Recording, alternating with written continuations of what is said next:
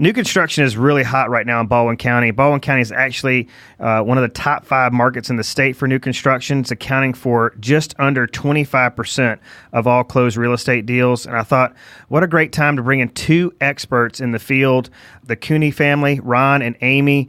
Ron builds the homes, Amy sells them. They're a great team, and they really have a heart for the new construction process and for their consumers. So without further ado, let's get into it with Ron and Amy. Ready? Ready to rock and roll? Is that action? All right. Okay. That's right. All right. Absolutely. Go. Go. Hello, everybody. It's Jason Will with Go. This is a real estate podcast, but we talk about leadership, personal growth, and becoming the best version of yourself. Leadership, check 1, 2, check 1, 2. Grow the best version of yourself. Go. So this is a real estate podcast. Ron and Amy, thanks so much for joining us in the studio today. How are y'all doing? Doing great. Thank you. Doing real well. Thanks for having us. So let's tell the audience a little bit about you. Ron, why don't you go first? Tell us who you are and what you do. Well, the most common question I have is, how did you get into the business? Mm-hmm. And so we'll start there. She's already started. I know. I'm sitting here. He asked you who you are. And Let's stop. Let's go. Amy, you go first. You be Ron's guide. Tell us a little bit about yourself and what you do. Okay, I'm Ron's wife. That's how it all starts. I live on the Eastern Shore. I grew up there. My husband builds houses. I sell houses, his houses, other houses. We've raised 3 kids. Just love the Eastern Shore.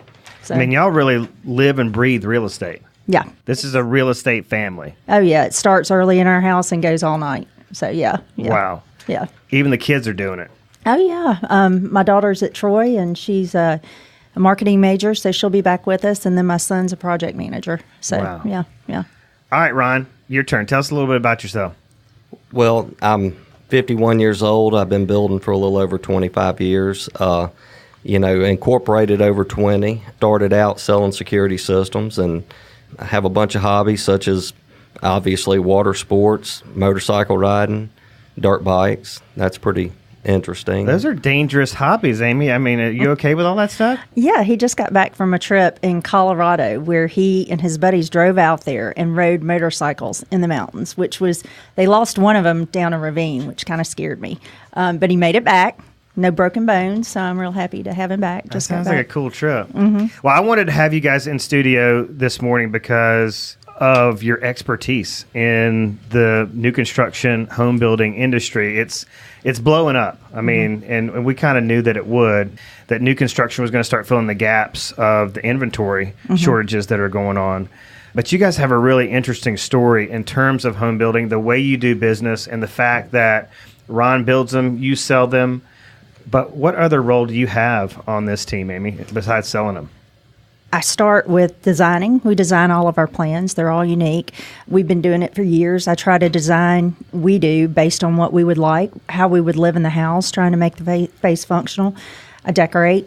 I'm there all the time, driving the subcontractors crazy because I like it a certain way. I want people to walk in and feel like, hey, this is my home. I mean, I want to come home to this. So I decorate, I help design, sell real estate. If one of Ron's houses doesn't work for them, I'll help them find their perfect home. So, but with ours, whatever is needed, I'll do. It's interesting in real estate. I'm a Tom Ferry coaching client, and his big slogan right now is, "This is my business." And he wants realtors to see that this is my business. And you guys take that slogan really, really seriously. This is your brand, your business. Like we were saying in the pre-show interview, you were saying we live here. This is our community. These are our neighbors. So I just love how much pride you guys take in your business. But Ron, how did you get started building homes? Well, it started back, 30 years ago. I worked for a company, Quality Alarm. I sold security systems, central vacs, intercoms, low voltage, sound, and I sold to all the builders. And I saw some good builders go out of business because they were great builders but had bad business sense. I saw builders with good business sense that were bad builders, and I kind of just thought, I can do this. So I started playing around with it. I had talked Amy into doing a house for ourselves probably 25 plus years ago, and that's how we kind of did it. We put a plan together, and she and I went to work building a house, and then it just started happening with family. I did a couple specs, and it got to the point where I needed to make a decision whether I stay with Quality Alarm or I move on. And we finally made a decision, this is what I'm going to do. And we've been incorporated over 20 years now. That's awesome. And that's kind of how I got into it. What is a buyer's best first step in this process? The buyer's first step, obviously is looking for lots, okay? And just don't go buy a lot, but go look for lots. You have to have a lot before you really design a house. Each house is unique to the lot. So I would always recommend have myself, another builder, go look at the lot with you before purchasing anything. We will see flaws that most people don't. That is the first step. It really is a team effort, right? You need your real estate agent, but incorporating the builder early and often in the process to make sure that lot is going to work for their vision of their dream home, right? That is correct. Yeah, I wanted just to kind of go through some of the other issues and pitfalls, mistakes that you see your clients and buyers make throughout this process. Okay. Yeah. So what do you think? What do you think are some of the big rock issues that you see happen that you want to help them avoid and educate them this morning through this podcast? Well, I'm going to go for buyers, and then I'm going to let my wife answer agents. Buyers is trying to get the cart ahead of the horse, and that is trying to design something prior to talking to a builder, prior to, picking a lot. I highly recommend having your builder involved in the design process. Things that I see is pricing. They can get an estimate of what they think it costs. They go design something, they're adding this or this, but they do not have any guidance as to, hey, this is $10,000 more than you know. When you have a builder involved and he's involved in the plans, you can offset some of those cost problems up front. And that's what I recommend. Yeah. And my thoughts adding to that is mortgage lender. You need to talk to your lender, find out what you can afford, because just because you think you can afford a $450,000 house and you're really on a $375,000 budget, that's a huge gap there. So when you're looking at the house, you're going to have to think about the lot cost, the lot building price. And then if you're not ready to commit right away, you have to understand that pricing may change over 6 months, a year. So you really have to be cognizant of that, working with your mortgage lender, your builder, your realtor, just that whole team together to make it work for you. So just to clarify, just so our audience is clear, you see a lot of buyers, potential new home building clients, they come to you already with the lot purchased. And that a lot of times, sometimes their plans won't work for the lot, right? And it's just they've made a big mistake. It's too wide for the lot. Or we had a client recently, spent $15,000 on plans. It would not work on the lot whatsoever. And they kept redesigning them without our input and, taking advice. And they ended up scratching it and selling the lot. And that's worst case scenario. But you really want to work with your realtor if you haven't found your lot yet. And, the realtor can advise you some builders to go to and have them walk it. Most builders are more than willing to do that. No charge, just kind of walk out there, kind of educate you. It saves them from breaking your bubble later on that, hey, you made a bad purchase. Or I see another issue that comes up. They will buy the lot and design the house without any input or help from a builder, and they realize that they can't afford what they've already gotten. So it's just kind of one of those things that you definitely need your realtor builder to be involved with all these purchases. Well, one of the reasons you guys are here this morning, I've already mentioned the expertise part of it, but I think buyers, our consumers out there can get overwhelmed because there are a lot of builders out there. How does a buyer go about selecting a builder that they can trust, that's reputable? You can take your realtor's recommendation, but I think there's a lot of realtors out there that don't have good relationships with home builders and don't necessarily know how to steer people in the right direction. So I'm going to take that one. And what I see is there's a lot of good builders out there. And from anybody, they need to meet them. They need to go, I guess, kind of interview a couple. And whoever they're comfortable with, they can make those steps, and the builder can guide them on the steps from there of how to make it all work. But I think just who answers all their questions, who informs them of everything, who they're comfortable with, is who they need to choose. Well, and adding to that, go to a home builders function, meet some of these builders there, check online with the Home Builders Association, the state and the local. You can ask around. Baldwin County, people know who's doing good work and who's not. also, like you said, talk to a couple of different builders. You're going to know when you're comfortable with that builder. You've got to have somebody that you can trust. You've got to have somebody that you can work through the relationship with. If there are problems, you can work it out with. If you're totally conflicted with personalities, don't go with that builder. And don't just go by price, because price alone can change during that process. So you want to make sure that you have somebody you can trust and that's honest with you through the whole process. Yeah, I think that's important. I mean, we talked a little bit about in the pre-show interview about how pricing changes, and you mentioned like economic conditions that can have an impact on home building and tariffs and things like that. So you're seeing building costs go up quite a bit. So things can change over a period of 4 to 6 weeks. Easily. Yeah, easily. Last year at Christmas, my husband quoted a job, and we came back January, and the people were interested in going. Well, lumber prices had gone up. Labor had gone up. So their quote, they had not locked in. They had not made that commitment. And at that point, I mean, there's nothing we can do. I mean, it's, and Ron, elaborate. Help me out here. Well, it's sort of like March lumber. From March till about a month ago, we had an 18% increase. Wow. You take a $50,000 or $70,000 black-end package, boom, that adds a lot of money. So these are things that, getting into lock and key, unfortunately the builders got to absorb that.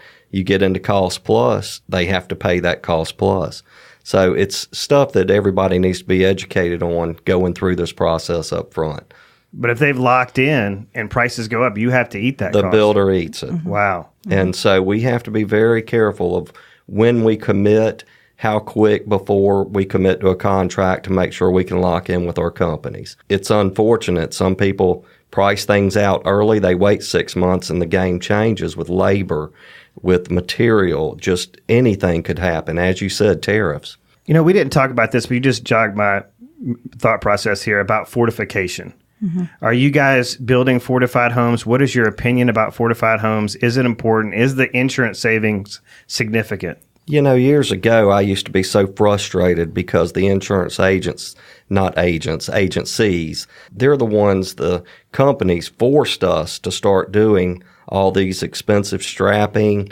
I mean, it's amazing what we do to strap these houses down to get to the 140 mile an hour wind codes. And they gave no discount. So I used to advise 2012 to about 14 that I wouldn't do it. I didn't do it on my own home at that point because they weren't giving any discounts. But really the insurance companies since then have started stepping up. And I mean, we're getting really good rates. So pretty much everything I do is gold fortified unless a customer just doesn't want it, which is very rare. But I have had it where somebody didn't have a mortgage and they didn't want it. But the most of my customers do want and need it, actually. You can save $600 to $1,000 a year. Wow. Are you seeing a high demand on the residential and the resale and that side of it? Current wind code is 2012 or building code. And so that's up to 120 miles an hour. And this is up to 140. So the houses are more secure. So we do agree with that. And we are building all of our houses that way. Yes, I see the savings. Yes, when you resell a house, the first thing they want to know, is it gold fortified? I just sold one the other day, 2 years old. Gold fortified. Now you do every 5 years have to have it checked out again by your insurance company. We don't know too much if they're going to be costs. Right now, there are not too many costs associated with re-inspecting. But yeah, every 5 years you need to make sure that there have not been any changes to the structure, but huge impact on resale. People want gold fortification. It helps here. We have a lot of hurricanes. That's right. We do. You were mentioning something about you don't have two plans that are the same? Mm-mm.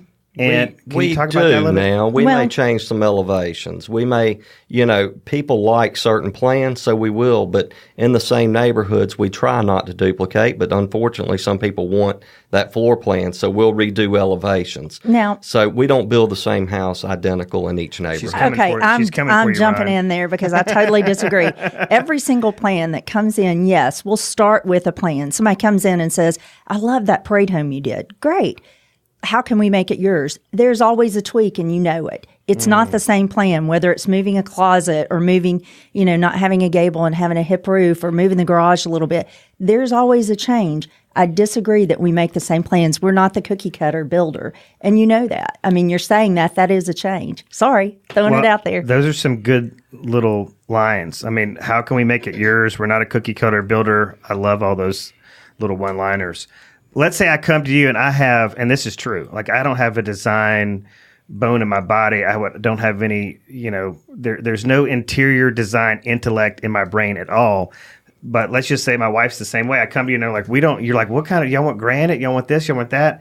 You can help them in the design, the interior design product, and how to pick out finishes and all those things? I do, but my husband gets so nervous when I do that. So you go ahead and talk bad about me. I'm going to answer that. Sometimes when my wife gets involved, it ends up being more expensive than it needs to be.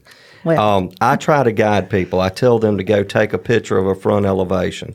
Bring me a possible floor plan. Just getting ideas of how, and I sit down with them. I ask them a slew of questions. It takes about an hour. At the end of that meeting, I pretty much can tell them about where they're going to be at cost. You can't get exact because you do not have a house plan, but you can guide them before they make that lot purchase, before they make that plan purchase, and then they can make that decision. Then we have a draft lady that I work with and an engineer. Then I take their thoughts and take it to her, and then we get into a little contract just to design house plans. And then we get that house plan design, and then we call that pre-construction plans.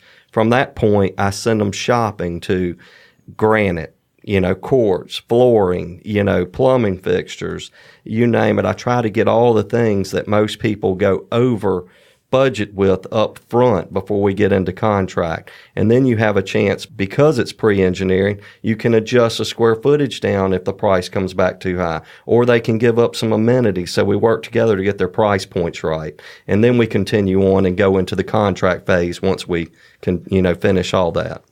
Now, I'm sorry. I was just going to interject here about the decorating, the fun part that every woman likes. I tell them to start a Pinterest board. Go on Houzz, HOUZZ.com. Amazing places to get ideas. I do. Watch the HGTV shows. Realize that these guys have more of a budget than most of us do. But you can look online and get some great ideas. Drawer storage ideas, shiplap ideas, different ways of doing things. I love telling people to do that. Go back and forth with me. Talk about what you want in a house. I love interjecting some of the things that I've done or seen other clients do, which can help you out, make your house yours. I actually am old school and new school. I do a physical 3-ring binder book for myself for my personal homes. Pictures, our subcontractors are very visual. So I have pictures, one for me, one for them, to show them exactly what I like. I also do the Pinterest thing. I have it on my Dropbox where I save photos and things like that, and I can show them. So it's good to have online as well as physically in front of you. But yeah, the design process is fun. It's not as hard as you think. I have to interject here, because sometimes when she starts going to these Pinterest things, they look good, but these things cost money. Right. So before you try to have your builder go and get pricing on all this stuff, let him ballpark it, because a lot of times it's out of the question anyway. A lot of people go in circles trying to get something that they can't afford. So understand, yes, my wife is correct. It's fun, but there's a cost to all that she's talking about. I would imagine that overages and getting, just going over budget in general is kind of a problem in your industry. We try to do a good job with that. We don't have as many overages because we do this up front. But one of the things we started doing years and years ago, and I built a house probably 18 years ago, and we went over budget. The guy did. He approved it. Everything was there, and it was in a neighborhood that really couldn't afford his overages. He was $12,000 over. Well, he literally about walked out the door. I ended up eating half of it to get him to buy the house, because if I had to go and sell it, I would have lost it anyway. So I turned around and ate half of it. The best lesson I ever had in my life. When somebody adds something, I collect a check. And that way, when you get to the closing table, there are no overages. Everything's settled and everybody's happy. And I really have not had, I'm not going to say I'm perfect, but I haven't had that many bad closings since. But you will have women that will, and men that will find a fan that they like, or a light fixture, or plumbing fixture, or they decided instead of doing marble, they wanted granite or quartz over granite. So you have to budget that, and you have to realize, hey, I need to pay for this now. I don't want to get stuck in the end, just like he's talking about. Do you ever bring your put your realtor hat on if somebody is just trying to overbuild for a subdivision? Do you ever go, listen, you're probably only you're not going to live here as long as you think you Right. are. And you're going to be calling me to sell this thing, and it's going to be a problem. Yeah, absolutely. People will go into neighborhoods thinking, hey, I can put all this in there, but they're not looking around at the homes that are in there. And we always have people, and I hear this just in real estate, this is my forever home. I have never met anyone Right. where this is their forever home. Yep. This life is not about being in one place forever. You never know when it might be gone. So yeah, you've got to be conscious of that. And you don't want to build a house that nobody else can use. Somebody's going to come after you. You're not going to live forever. So you have to think about not just what you want, but also what somebody else will want later. So if somebody wants to pick out like a crazy countertop color, you're like, Purple. Yeah. No. like, eh. Yeah. No. Not a good thing. Does this help you in your real estate business on the residential resale side in terms of staging, just having an eye for what people are looking for in their current tastes and styles and what's trending and all that stuff? It does. Unfortunately, if you know me at all, you know I'm probably way too honest and way too opinionated. So when I walk through with people who are thinking about listing their homes, you're either going to like me or not, because I'm real honest about, hey, starting from the roadside, do you need to power wash? Do you need to weed your flower beds? Do you need to cut down trees? You walk inside and you go, oh my gosh, you've got kids' toys everywhere, or the dog smells in the house, or, your dishes are in the sink and you don't dust, or you need to touch up some paint. Oh yeah, I'm real, or staging the furniture. You've got a piece of furniture that's all cracked up and falling apart in the legs. I'm going to tell you, hey, it's time to get rid of that. So yeah, staging's huge. I believe in that. I'm the same way. I always ask for permission to be honest with them, but once they give me that permission, it's wide open. Because you're really not. You're doing them a disservice if you're not honest with them. That's right. And I think a lot of real estate agents are afraid to be honest because they want to get the listing. That's right. And I think when you come to the seller after you get the business and then start saying, "Hey, we need a dust. It smells like dog." They're like, why didn't you tell me this before? Right. So, yeah, that's good. Yep. Let's see what we missed in terms of, okay, so let's talk about financing next. What are the financing options that are out there? What are the financing options you recommend? Let's walk through the financials of this. All right. For new construction, I mean, and understand, I'm not a banker. Years ago, I used to be able to tell you just about exactly what would occur. Today, it's a little different. It's easing up a little bit. But, first of all, home construction, when you buy the lot, you either A, buy the lot outright, you get a loan for the lot, or the best way to do it is to put a time frame out. If you know you're going to build a house, design a house, get an appraisal for the lot and house, then you can borrow 80% of that. There are better programs than that you can do better in some situations. And that is the way. Then you do a construction loan and you take the lot down, you build the house, then you modify it at the end to a permanent mortgage. And that's the best way to do it. Several ways to do it. There's people who have equity that they could probably go get a equity line on their house, build the house, that way they don't have to move twice, sell their house, and they're already moved out. So several ways of doing it. I don't want to act like I'm a finance professional, but I can give advice. Anything to add on that? I know you like the one-time, that paying the interest and the one-time close? Yeah. Recently I had a client, actually their house, they're closing next week. They found a lot they liked. They worked with a local lender and they purchased the lot and they closed on it. But what they're doing, it's really kind of a 1.5 time close where they're paying the interest only on the lot. They put a certain amount down. They're paying interest only. They're going to roll it into a construction loan, pay the interest on all of that. And then in the end, when it's finished in, 10 months, a year, they're going to convert it to conventional. So it does work for people. You just have to figure out where your comfort zone is and if you're willing to take that risk on the interest. What if you have to convert it in a year to a permanent? Are you going to be able to afford it? What's going to happen? What if something happens to the construction market? Who knows? But anyway, you just need to stay educated, work with your lender on that. Yeah, that's good advice. You touched on 10 months to a year. I want to talk about the time process. So start to finish, I come to you and I say, listen, we're committed to this. I'm going to hire Ron to build the house. I need Amy, I need you to help me find a lot. So just roughly, how many months or how long does this process take till you give me the keys? We pretty much tell people if there's a bank involved, around a year, and there's no give or take with our weather. You've got to work with it. I mean, but the lot, typically most people already have that when they're seeing me. So sometimes they don't. I'll assist them. I'll go look at lots with them. I do suggest have a builder look at the lot no matter what, but sometimes that doesn't occur. And pretty much we design the plan. That takes anywhere from 30 to 45 days, depending on how quick they get back with me and information. And we put their plan together for the engineering.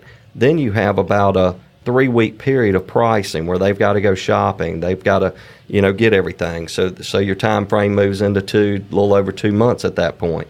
Then if there's a bank involved, that can take 30, 45 days depending on the bank. And if they're proactive, they can already have most of the paperwork with the bank to speed that process up. And then I tell people, depending on the size of the house, around 10 months. My goal is 8, but everybody always remembers 8, but it's around 10. Right. And so you're approximately a year out from start to finish. Gotcha. Yeah, and something that I love that you talk about a mistake that anybody moving into a house does, and I've done it so many times and I still am stubborn about it. Don't get to the end if he tells you 10 months or 9 months and it gets to the last couple of weeks and all of a sudden we have rain events. They want to get in by this certain point, but we've had slowdowns and they're all of a sudden, I've got to get in. Well, you're rushing the subcontractors, you're rushing the builder. You're going to end up moving in and those guys are still showing up to your house every morning, kind of like that movie, what's that, Money Pit, where they show up, They open the window, hand me the coffee that morning. That's the same concept. It's happened to me. I had cabinets being put in after I was moved because I was so stubborn that I had to get in. I know you're excited. Everybody, not one person doesn't get excited at the end. They're so ready to move in. But you just have to slow down, pace yourself. We're so instantaneous. We're like, come on, let's make it happen. But it really hurts you in the long run. Yeah, that's good stuff. All right, so let's talk about the difference between a builder that works on percentage and then one that's lock and key. Well, here's the deal. If I tell you $300,000 and I'm on a percentage basis, cost plus 15%, if the cost goes up, or if I can't get this framer that I normally use for $5 a square foot, this one's available for $650. Well, I mean, your percentage goes up and the cost. You don't have a gauge or control over that. Lock and key is I present a price to you, and if material goes up, things of that nature go up, the builder has to take care of that. So they're fighting harder to make sure it gets done at the cost they gave you. Now, you're going to have budgets. So if you go through those budgets and you're higher, then obviously you pay the difference. But you have locked all that up front, hopefully. Well, I was going to say, plus, on the flip side of that, if you come under budgets, then you're going to pay less. You're going to pay that 15% based on the lesser budget. However, it is rare that we ever find anybody that goes under budget. You either stay at budget or go above. So you really need to, it just depends on which option works for you. Yeah, I mean, I love the real talk. So this is great stuff for the consumer to hear. Now, my favorite part of this interview is going to be why build with ARC, what separates you guys from the competition. I think there's a lot to talk about there. Well, I want to say that we've been doing it 20 plus years. Incorporated over that, but we have learned how to design. We do the best we can. We're not perfect, but we have learned how to get our cost structure set to where we're pretty close. We basically walk you through the process from start to finish. I'm not going to talk about anybody else's process, just mine. Mm-hmm. And we pretty much do what we say we're going to do. I mean, if there's a change, the owner's involved in it. And we hit our time frames typically. Sometimes, it's rare I don't, but sometimes we've had situations where we don't. We try to work with people, changes. We try to work with people to help them know where their money is, because truly the most stress after you've made that decision is money. Are we going to fall in there? Are we going to be over? So we try to guide people the whole way through to get the product that they paid for. We have a process, a team of people. I mean, I've got 3 trim guys on my trim crew. We've got Randy, real critical part, who basically makes sure everything's done for the energy codes. He makes sure the job sites are up to par. We've got Cody, who oversees the construction, who from the slab, which I'm involved from all the way through, but Cody is from the slab to the last couple weeks of the job, who hands it off to my son, who does all the finishing details, which is one of the most important parts of the job, the details.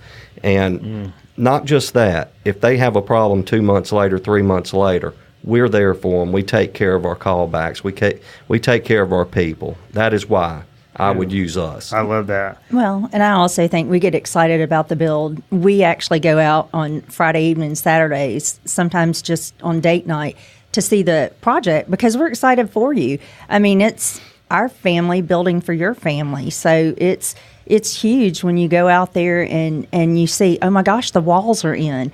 Oh, next is coming painting, cabinets, all that stuff. So we're really excited about that. And I mean, it's pretty cool having our family work with us and close friends and, you know, building for the neighbors. Another cool thing is when you're actually starting to talk to somebody from scratch, lot not cleared, wherever, and at the end of the job, you actually created something together. So actually, you have formed a unity, you know, and it's really a good feeling for the customer and the builder to be involved and have that finished product and everybody's happy with it.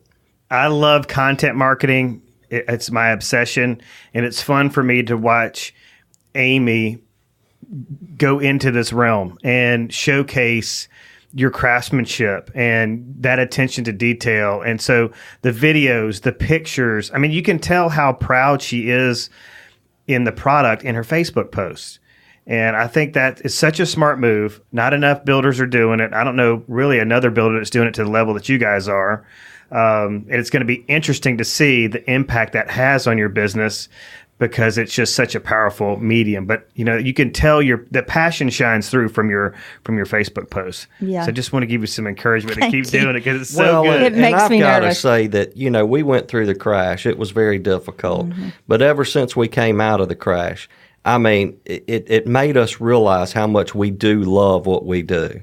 And so we have a different perspective. And I think Amy and I have worked together closer than we ever have since the crash.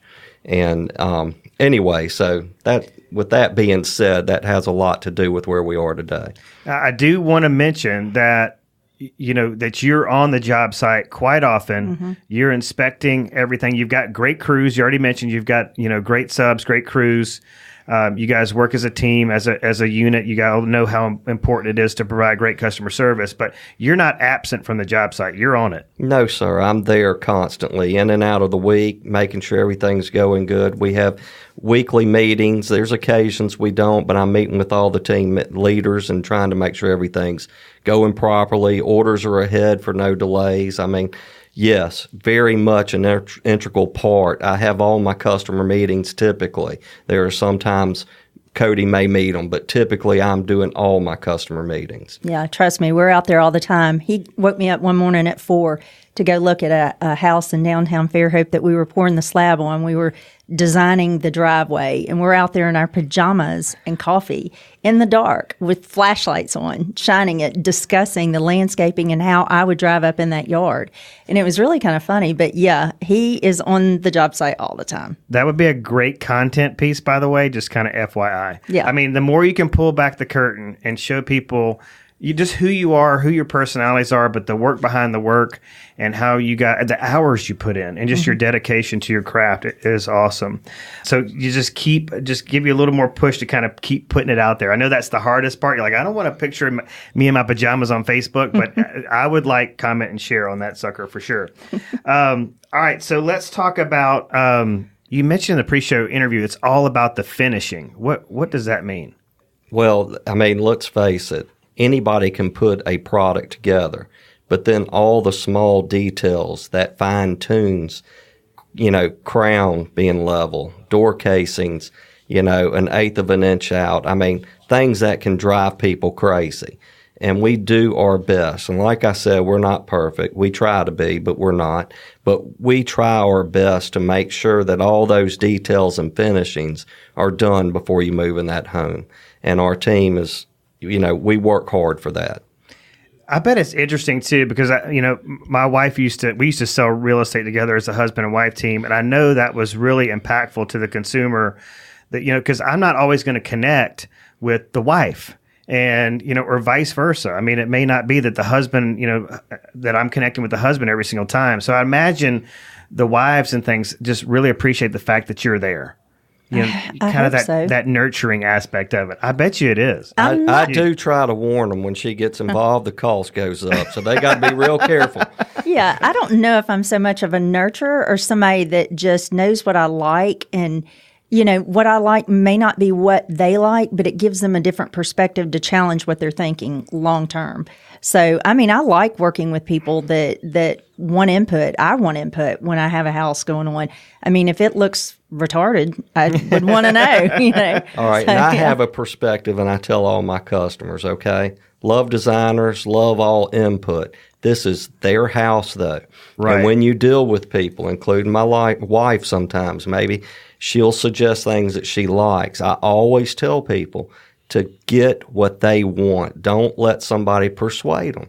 And if I don't like a color, I tell them I don't like it, but don't let that persuade you. If you like it, get it. You need to trust what you do because you're the one living there at the end of the day. Right. And so be careful with designers that want their agenda and not yours. Make sure you find your agenda first, then have them guide you. Yeah, go back to your gut. I mean, most people reel it back in and get to their gut, and it's usually the right choice. So, trust yourself. And basically, we're just reinforcing what they're doing because basically most people are on the right page for what they need to be doing in their home. I love it. All right, let's talk about the parade. Let's plug it. How many homes do you have in the upcoming parade? And Amy's going to talk about the dates because Ron gets those wrong every time. He does. We have one home at 455 Boulder Creek Avenue. There will also be another ARK Builders home being held open at 762 Central. It is Saturday, September 29th from 10 to 5, Sunday the 30th from 10 to 5, the next weekend, the 6th and the 7th of October, 10 to 5. Ron will be working all weekend. Wow. Yes, he will. Don't shake your head no. The last Sunday, I will be gone. No, motorcycle racing. No, and then my son will be out there. Cody will be out there. I'll be out there. We're giving away a TV and a GoPro for a $1 donation towards Habitat for Humanity. You can be in the raffle. So, yeah, I'm big into that. Helped build my first house this year, and it was really exciting. So we want to help kind of continue on with that. That's awesome. Now, are there any distinctions you want to make, as we close about, the new construction process versus buying a spec? I mean, if people come in and want to make changes, what's the flexibility there? What do you want to speak to in that regard? Well, that's interesting. We just sold one, and we're meeting with her today, and we've kind of, I don't want to say halted the process, but we've halted the process for a couple of days to go through. The trim guy was out there, so we're going to stop. It depends on the stage. We have our trim guys that can customize. Anything can be changed depending on the price point. So you have to think about, is it reasonable to jack up, sledgehammer up the concrete? Is it worth it to move that sink, or can you live with it? Trim is easy to change, paint's easy to change, carpet, flooring. Exterior of homes, once it's been painted, that's a little harder to change. But yeah, I mean, we don't charge change orders, but if there's a cost like repainting the home, they're going to have to pay for it at our cost. Yeah. So yeah, we're willing to do it. We're custom builders. The one thing I want to say too, a spec house, it's a spec when it's finished, but if you're framed up as a spec and it turns into a pre-sold, then yes, we will customize it for you with exceptions of how much does this cost or that cost. But even our specs, when people say spec, they think spec home. No, we do custom features in our specs. So we call them custom specs. And so they're getting a lot better product than just what a spec house would be. Yeah, we don't just have 5 choices for countertops and 3 choices for your hardwood and all that. You don't come into a showroom and you're not limited. You actually have many. I mean, it's unlimitless. It's limitless what you can do. Even in our custom specs, I mean, they're going to get features. We go to Charles Phillips over there and we buy different features for some houses. We do. I mean, Amy came up with an idea which was really cool. We have black pipe we put together and did open shelving, and it's in our parade home. But it's really cool, and she just came up with that idea. Okay, Pinterest did. Well, Pinterest. And by the way, Pinterest and all that can be the builder's worst nightmare. Right. Yeah. Not in this case. So funny. All right, now, home inspections. I know these are really, really important. You know, if you're buying a home from a production builder, a tract builder who's working on volume, you know, you really need to get a home inspector out there because, you know, the attention to detail, just being honest, is not at the level of these custom specs and these custom home building projects that you guys work on. But if somebody's buying one of your homes and just putting your realtor hat back on, is this something you recommend? Absolutely. I totally agree with you, Jason, whether it's existing or new construction. Even though the builder is getting the certificate of occupancy, we call it a CO, through, say, the city of Fairhope or city of Daphne or whatever, you're at the mercy of, and I'm going to hate to say it, government workers who work 8 to 5 or whatever, and they do their jobs. But sometimes, just like all of us, we may miss something. So hiring an independent inspector working for you, the consumer, helps tighten up the process, make sure everything's done right. Obviously, builders who are doing the right thing, they're going to welcome that. They're going to say, bring that inspector in. Is it necessary? No. Does it provide peace of mind for you? Absolutely. So as a realtor, as a wife, as a builder's wife, as just somebody that wants to get the best product, yes, I recommend it. It's the best investment you'll ever make. What's it like being a builder's wife? Frustrating. Well, I want to put a plug in there too because years ago I would recommend it for anybody, and new construction. Our building inspectors are really good. I mean, throughout the county, they do a thorough job. Now, they're not perfect. I'm not perfect, the things that do. So builders should welcome an inspection. There is no reason any of us cannot be critiqued by somebody. That's right. And if there's a problem or something's disagreed, we should be able to A, explain it, or B, fix it, and be appreciated they found it so the customer doesn't have a problem. So we welcome inspections. Yeah, so at the end of the day, it's just an extra set of eyes. Yeah. And you need it. It Is. Absolutely. Because we're not perfect. It doesn't mean if they found it 6 months from now, we're not going to take care of it. I would love to take care of it up front if we missed it. What about renovations and remodeling? Are you fooling with any of that? We used to. I've just in the last 6-8 years, I haven't had time with new construction and what we're doing. I'm totally focused on new construction. If it ever slows down again, I will look at doing it. But right now, I do not. Okay, that's a good distinction. And it's important to, I think, note to the audience that you're a specialist. Mm-hmm. You're focused on the construction process. All right, so if I want to build a home, Ron, how do I get in touch with you? Well, you can call me at 251-422-2709. Email me at rbcuny@gmail.com. Amy? You can call me at 251-709-4331. I answer texts, unfortunately, at all hours of the night. If you see me on social media, it might be 2 a.m. I can't sleep. I'm on Facebook at Amy Cuny Realtor, Instagram at Amy Cuny Realtor. I have a website, amycuny.com. You can find me on YouTube. You can find me on every social media except for Snapchat. I've still yet to jump in there. I don't get Snapchat. It's not for me. I haven't gotten there either. Yeah, I don't think I'm going there. I don't either. I think it might be an age thing for me. Yeah, me too. I've never been able to grasp it. So yeah, I'm right there with you. But if people want to buy a home, they want to list their house. Call me. Call you. You're doing it all. I do it all. I'm happy to help you. And you can work from Eastern Shore to the Ono Island, right? I am yes, and I'm completely mobile. Awesome. Yep. Well, thank you guys so much for joining us. This has been a great interview. I think this is really helpful information, and I hope it brings you some business. Hey, I appreciate it. Thanks for having us, Jason. Thank you, Jason. Thanks, Ron. Thank you, everybody, for listening. I want to encourage you to go to MomentumUniversity.com and check out the real estate conference that we're going to be hosting in New Orleans, Louisiana, April 11th and 12th of 2019. This is a real estate conference started by agents for agents. We've got the most incredible lineup of speakers you've ever seen at a real estate educational event. It's going to be awesome. It's also going to be on the backs of the French Quarter Fest. So come make a weekend out of it. Let's collaborate, network, and take our businesses to the next level. Get your tickets today at MomentumUniversity.com. This show has been paid for and powered by JWRE, Jason Gold Real Estate. You can find Jason, Diana, and the whole JWRE team on the internet and Facebook. And everybody have a great and productive and happy week.